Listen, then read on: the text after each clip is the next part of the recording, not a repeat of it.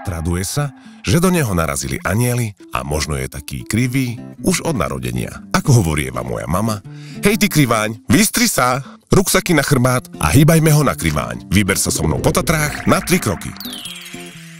Krok 1. Príprava. Odporúčam ti sandále nechať doma a nahodiť poriadne ozubené topánky. Po ceste nie je žiadna chata, takže nezabudni na raňajky, obed, večeru, gumené medvedíky a zo pár litrov vody.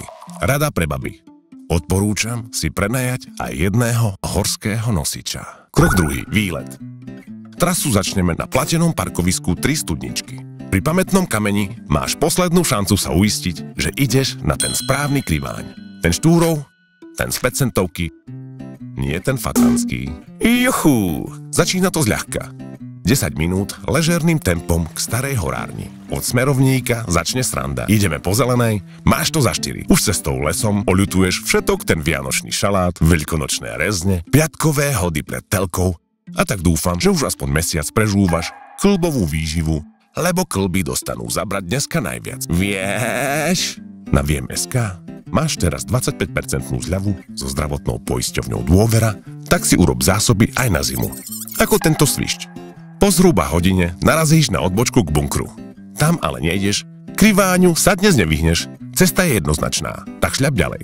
Ideš hore, hore, hore, hore, nič ťa nezastaví, na ceste hore. V pásme Kosodreviny ti dôjde dých aj z týchto nádherných výhľadov. Pri Horskej Bystrinke zistíš, že hory majú oči a už dávno ťa sledujú pravé slovenské vysokohorské kozy. Smerovník na nácestí v Krivánskom Žľabe ti príde vážne vhod. Daj si pauzičku na kameni a sleduj tých bláznov tam hore, lebo za hodinu a 15 minút budeš medzi nimi.